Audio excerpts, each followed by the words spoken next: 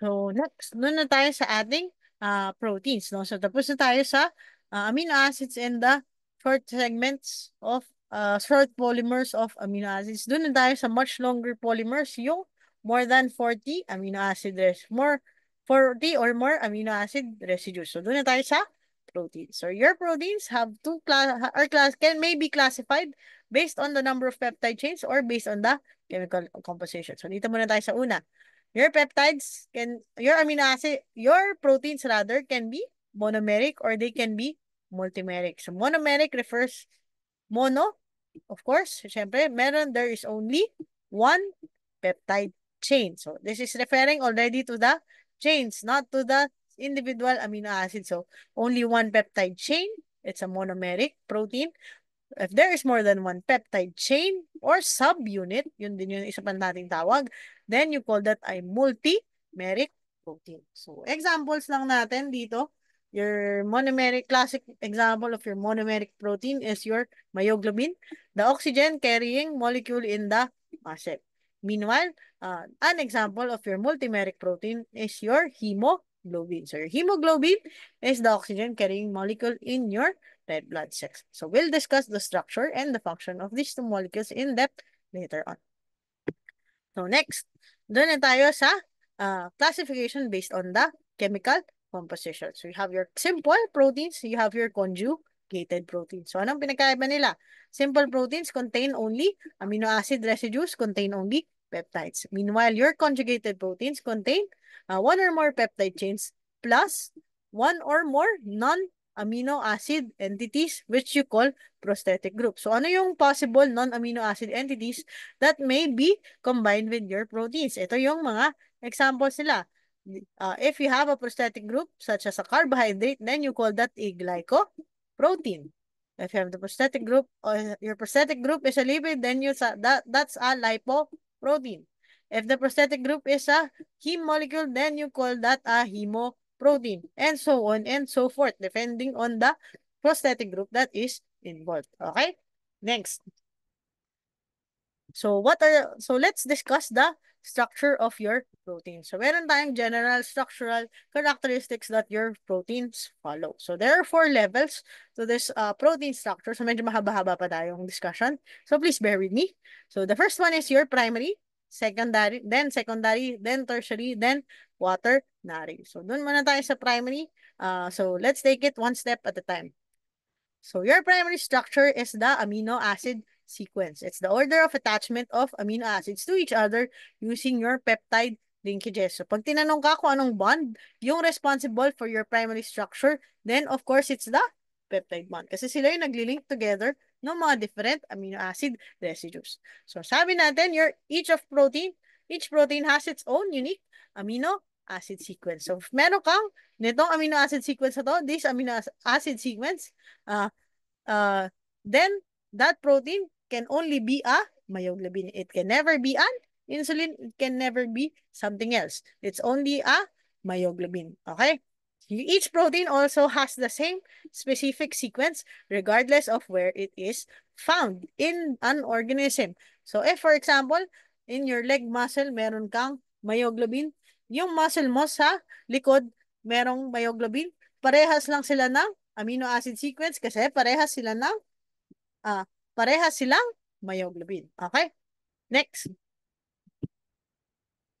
So yun yung primary structure, amino acid sequence, and the one responsible for that is your peptide linkages. So next, dun na tayo sa, so fun fact pala, the first ever amino acid sequence was the insulin. It was sequenced by Frederick Sanger, a British biochemist, and his discovery actually led him to save millions of lives worldwide. Kaya nga siya nanalo ng Nobel Prize for that discovery. Okay? Next. So, doon na tayo sa secondary structure. So, primary is the sequence. Secondary structure is the arrangement of your protein in space adopted by the protein backbone. And the bond responsible for that is the hydrogen bonding. So, how do you imagine your secondary structure? So, for example, you have this peptide chain. And you have another peptide chain over here. So, anong nangyayari dito in between your peptide chains? So, in between your peptide chains, hydrogen bonding occurs. And what are the parts that hydrogen bond? The carbonyl oxygen of one peptide chain and the amide hydrogen on another peptide chain. So, in between the two of them, magkakaroon ng hydrogen bonding. Okay? So, the segments involved can be two different backbones that I've mentioned or pwede rin siyang isang backbone lang actually na mahaba na nag-fold over. So, imagine mo isang mahabang peptide chain lang to na nag-fold and dahil sa haba niya, this part can actually interact na and form hydrogen bonds with the more proximal end. So, there are two types of secondary structure na kailangan nyo tandaan. You have your alpha helix and your beta pleated sheet. So, let's go first to our alpha helix. So, your alpha helix is a single protein chain that resembles a coiled spring. Kaya nga siya naging helix. It resembles a coiled spring. It's a spiral. And the direction of the spiral configuration is right-handed or clockwise. So, what maintains the secondary structure in your alpha helix? Of course, it's also your hydrogen bonds. And what are the bonds orientation? It's parallel to the axis of the helix. So, for example, this is your helix. This one is the axis, as you can see. So, para mas madali nyo makita, i-highlight lang natin. So this one, C double bond O will bond to an NH. The C double bond O will bond to an NH. The C double bond O will bond to an NH. So, yan, di ba? Makikita mo, they are actually parallel to the axis of the helix. So, the hydrogen bonds are parallel to the axis of the helix. And since yung helix na yan, masikip na yung gitna, maliit lang yung space niya, hindi kasya sa loob niyan yung mga R groups. So, the R groups extend outward from the spiral. So, ganito yung itsura niya when in top view. You can see that the green side groups are pointing away from the inside of the helix. Okay? So, next. Tapos na tayo sa alpha helix. Let's go now to your beta pleated sheet. So, the beta pleated sheet is made of two fully extended protein chain segments in the same or different molecules held together by, as mentioned, kapag secondary structure, the bond involved is your hydrogen bonds. So, ano yung mga parts na mag-hydrogen bond when in your secondary structure? Pwede siyang within different parts of a single chain that folds back on itself. Sabi natin, di ba? Meron kang mga U-turn in your molecule and you have your H bonds in between. So, ito yung molecule mo and then you have your H bonds in between. Kaya sila nagiging pleated sheet. Pwede rin naman siyang between atoms in different peptide chains. So, kung meron kang peptide chain A, peptide chain B, and peptide chain B, peptide chain C, pwede rin magkaroon ng hydrogen bonding between the atoms of these three peptide chains. So, magkakaroon ka dyan ng isang sheet. And these hydrogen bonds and these peptide chains all lie on the same plane. So, the hydrogen bonds lie in the plane of the sheet. So, ganito, for example, ito yung itsura ng beta pleated sheet. Di ba yung skirt natin, yung mga skirt natin, ng elementary, meron silang pleats. Pleated sheet. Mukha siyang, may tupi-tupi, mukha siyang yero, di ba? Imagine nyo yung yero, di ba? Parang ganyan siya. So, for example, this one is one of your peptide chains. This one is another of your peptide chains. So, anong nangyari dito? So, syempre, sabi natin, your H bonds lie on the plane of the sheet or yung mga chain segments natin, di ba? So, same plane sila, ng chain segments or ng mga backbone. And then, bakit nagkakaroon ng pleats? Because the R groups are found alternating above and below the sheet. So, yung above, kaya siya merong rising area. Merong R group below, kaya meron siyang pababa na area. And then, above again, and then below, and then above again, and then below, and then above again, and then below. So, alternating yung up and down na position ng R groups. So yun yung structure ng beta pleated sheet. Next, you have your unstructured segments. So, ito yung mga transition segments between your alpha helices and beta pleated sheets. So, itong unstructured protein segment is still being researched kung ano talaga yung specific function na.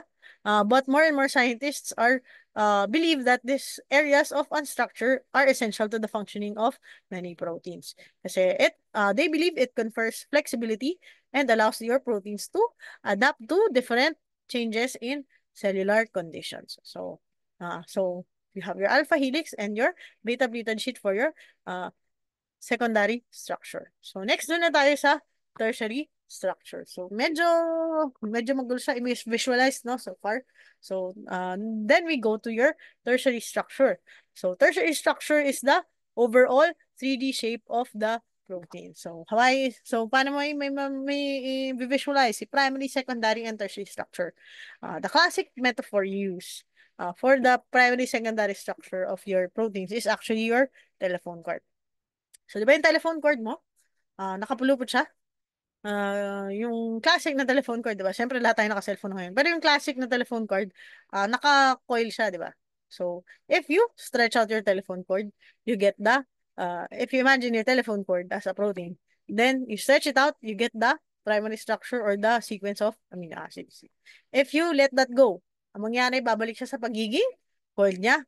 Dahil dun yun yung regular structure niya. So, yung pagiging coil niya na yun, that is the secondary structure of your protein molecule. And then, the 3D arrangement of that cord, kung paano siya nakapatong sa lamesa, kung paano siya naka-arrange, kung paano siya nakapagkabuhol niya or whatever, then, or the overall 3D shape of the telephone cord, kung nakaloop ba siya ng dalawa, or nakaloop ba siya ng tatlo, or nakabulat-lat ba siya dyan, then that's the tertiary structure of the telephone cord. So, yun yung analogy niya with your protein structures. Okay? So, what is responsible for the tertiary structure? It's due to the interactions between the amino acids side chains. So, dahil iba-iba yung klase ng side chains possible on your amino acids, iba-iba din syempre yung possible interactions depending on the properties of the amino acids involved. For example, you have two cysteine molecules involved. Siyempre, sabi natin, di ba? Pag meron kang dalawang cysteine, you can form a disulfide bond. So, one of the interactions possible is your covalent disulfide bonds. If you have two amino acids, one of them is acidic and the other is basic, then you can form what you call your salt bridges or your electrostatic attractions. Okay? Next, if both of your groups are polar or parehas silang soluble in water, then you can form hydrogen bonds. Next, if parehas naman silang non-polar, then you can form your hydrophobic attractions. So there are four possible reactions, four possible interactions that maintain that structure of the tertiary structure of your proteins. Okay? Next. So, ito, overview lang, examples of the different bonds that maintain your tertiary structure. So, ito si myoglobin structure in zoom in. So, if imagine mo, nakasulat dyan si leucine, glycine, etc. blah, blah, blah. Yung pag binasa mo yung sequence written on this line, then that's the primary structure. Yung pagiging coiled nito, maintained by the hydrogen bonding, then that's the secondary structure. And then this whole shape, the shape of the entire myoglobin molecule is then your tertiary structure. Okay? Next. So, kung monomeric yung proteins mo, hanggang doon na lang tayo sa tertiary structure. If you have multimeric proteins or yung mga proteins na mayroong more than one subunit, then you have your quaternary structure, which is the highest level of protein organization. As mentioned, it's found only on multimeric proteins or proteins that have two or more subunits. And these subunits are held together by non-covalent interactions, same as in your tertiary structure. So, parang yung mga interactions din between R groups, di ba? Ito yung mga interactions that we mentioned earlier. So, merong disulfide, electrostatic, hydrogen, hydrophobic. So, sabi natin, in quaternary, they are non-covalent. So, yung mga interactions found there are these three. Hindi kasama si covalent disulfide kasi covalent siya. So, ito yung the non-covalent interactions are said to be weaker and more easily disrupted compared to your covalent interactions. Kasi sa covalent, merong electron sharing involved. Okay? Next. So here is the summary of what we discussed earlier. Primary structure refers to the sequence of amino acids linked together by peptide bonds. Your secondary structure, there can be two types, yung amino acids yung alpha helix and then your beta sheet. And they're held together by hydrogen bonds. Then you have your tertiary structure that is dependent on the type on the interactions between the side chains of your molecule. So it's the overall 3D shape of a monomeric protein. Meanwhile, your quaternary structure is the three-dimensional shape of a protein that contains one or two or more subunits. And the interactions that maintain it are the non-covalent interactions na similar to those found in the tertiary structure. So, doon na tayo sa reactions that are that your proteins can undergo. So there are two reactions that your proteins can undergo. First one is hydrolysis. So hydrolysis occurs when the protein or peptide is put in a solution of strong acid and then that strong acid or base is heated. So ang nangyayari lang dito sa hydrolysis is basically you have a peptide and then you split them apart in order to get your component amino acid. So you generate the amino acids down to their amine and carboxylic acid groups, magiging kompleto siya ulit. So, there are two types of hydrolysis. You have your complete hydrolysis, you have your partial hydrolysis. So, ganun lang din, parang similar dun uh, sa fatty acids, diba?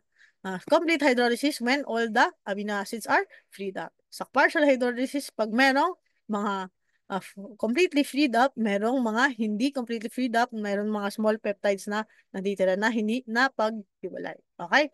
Next. So, hydrolysis actually occurs in the body during the process of protein digestion. Diba? Pag nagda-digest tayo sa stomach, there's a strong acid involved. So in lieu of heat, you have an enzyme that catalyzes the hydrolysis of your ingested proteins. So more on digestion and on the reactions of your proteins, of course, when we go to protein metabolism.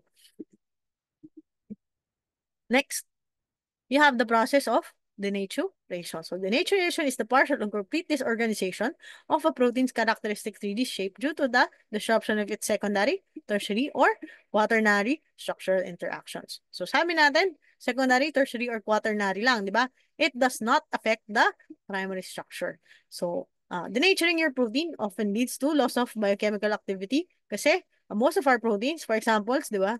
When you they're dependent on their shape in order to do their functions well. So, pag nawala na yung shape na kinakailangan mo, syempre, hindi nila magagampanan yung role niya sa inside the cell.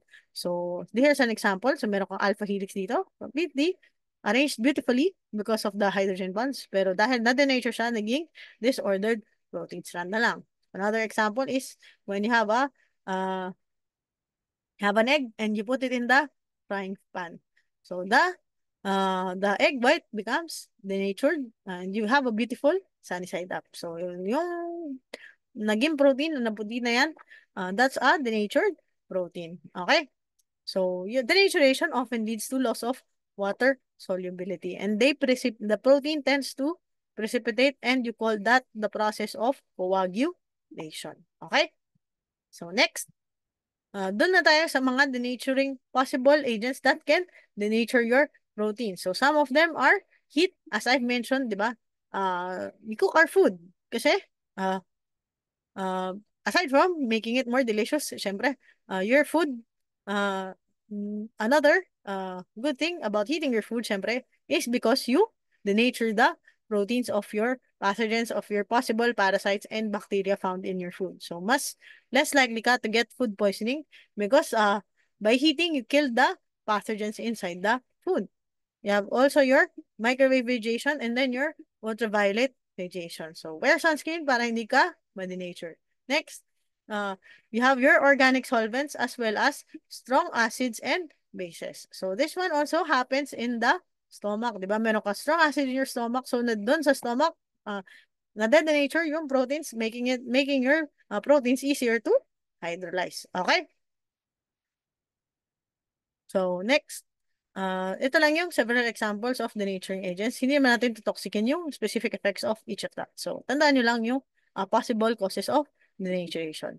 Next, let's go to the classification of proteins based on shape. So, malapit na tayo matapos. So, please bear with me. So, based on shape, dalawa lang naman. Meron tayong fibrous proteins, yung mga parang fiber, para silang wire, para silang lubid. And then, you have your globular proteins. So, globe shape, syempre, they are below. So, let's go first to your examples of your fibrous proteins. So meron tayong dalawang fibrous proteins of note na i-discuss for today. You have your keratin, yung favorite ni Maha, and then your collagen. So your keratin is a protective coating for organism. Is used as protective coating for organism. So they make up the protective coating. So bakit? So it's found in hair, fingernails, toenails, wool, feather, claws, etc. So bakit siya naging protective? Kasi it's actually very tough material by the virtue of its structure. So look at the structure. You have your alpha helix of your keratin. So your alpha helix of your keratin, if you have two alpha helices, they coil or they twine about one another to form your coiled coil. So yung coiled coil na yun can actually uh, coil together to form your protofilaments. And then four protofilaments put together can form your microfilaments. So para kang may lubid na ilang beses mong pinalupot around itself. So, di ba, pag tinignan mo naman yung mga lubid, di ba? Yung mga Manila hemp, etc. Yung mga lubid na yun, pag hinimay mo sila, they're made up of even smaller filaments. So parang ganun siya. So, kaya they're very strong. They're very tough. So, next. So, doon naman tayo sa tinatawag nating collagen. The collagen is the most abundant protein in our body.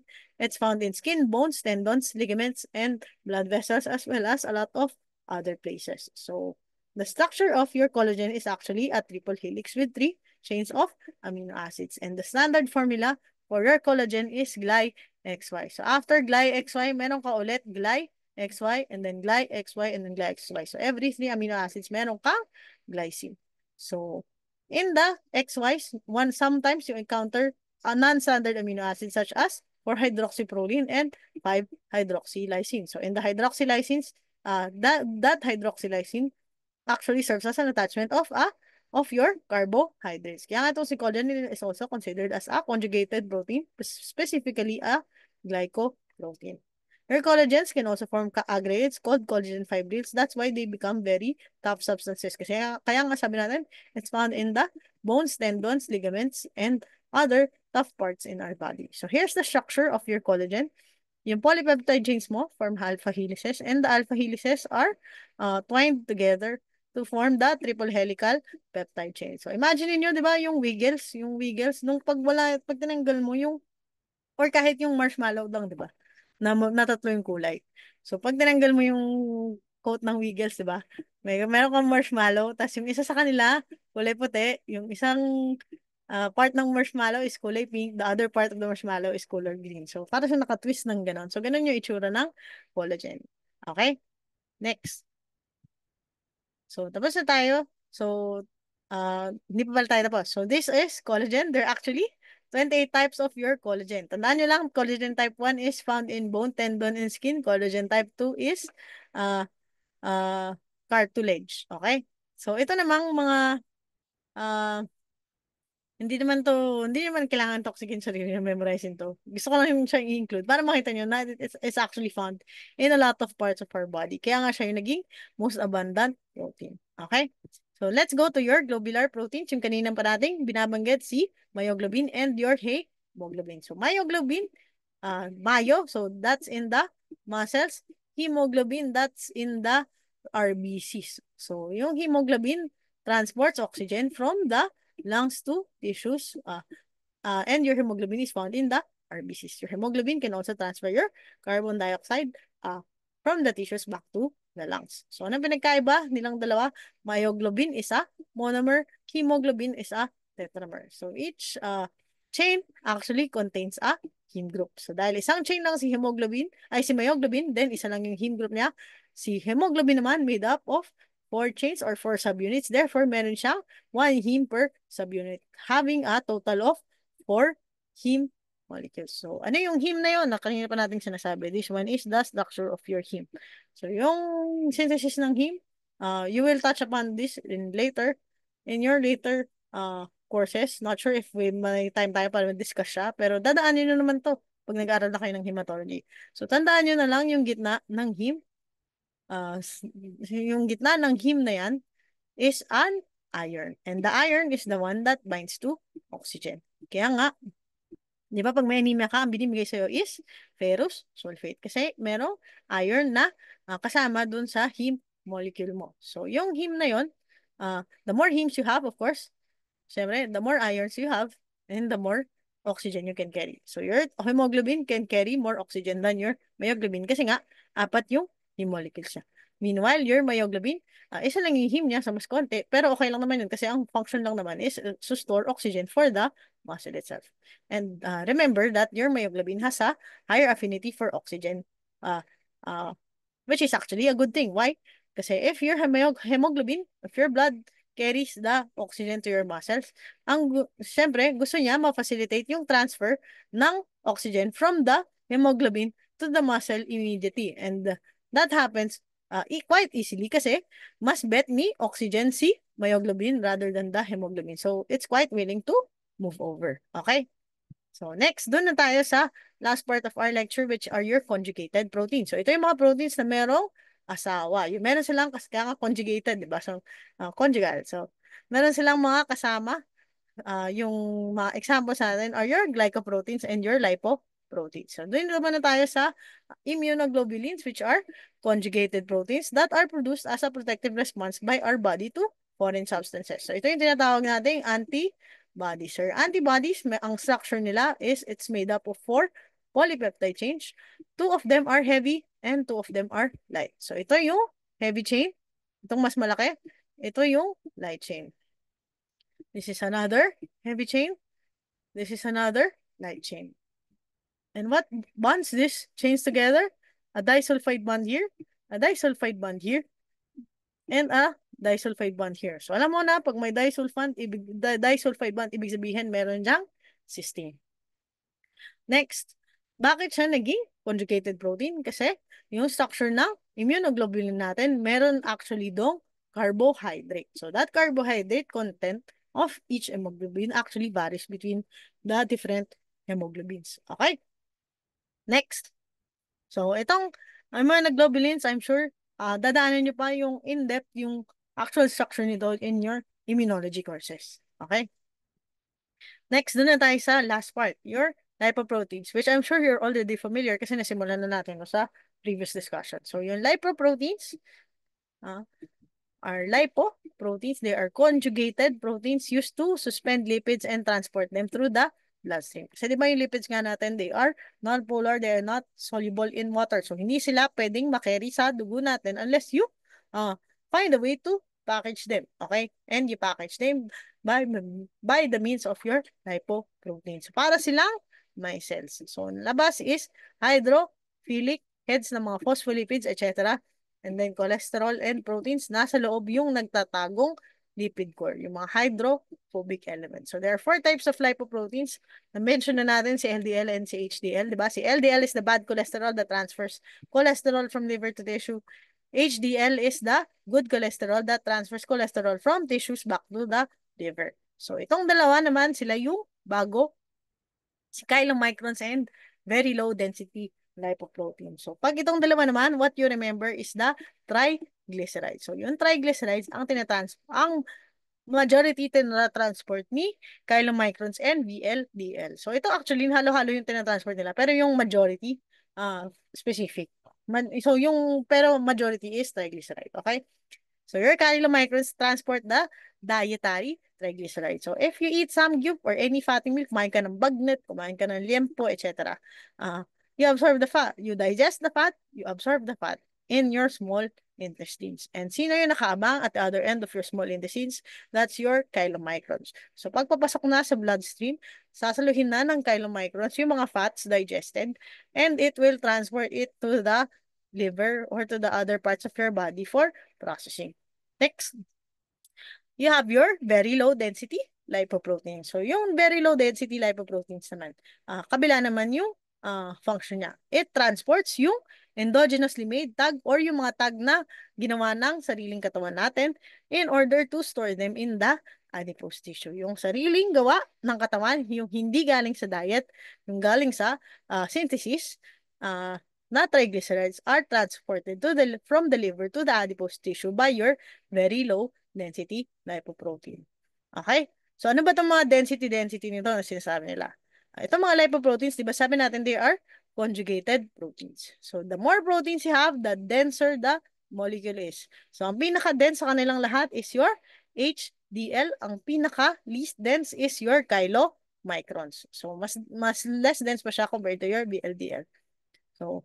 So your VLDL, so it's chylomicrons, VLDL, then LDL, then HDL. Okay? So HDL has the most protein, chylomicrons has the most lipid. Kaya siya yung pinaka least dense. Okay? So I think that's the end of our lecture. So here are the references for this lecture. For the quiz next week, uh, I will make an announcement regarding the quiz. And if we will have a quiz next week, it will probably be online. Oh, so I'll just make an announcement on that end. So thank you very much for listening. I hope you understood that lecture. If not, you can go over it a few times more, or you can ask me if you have questions. So, uh, have a good night, and I'll see you around.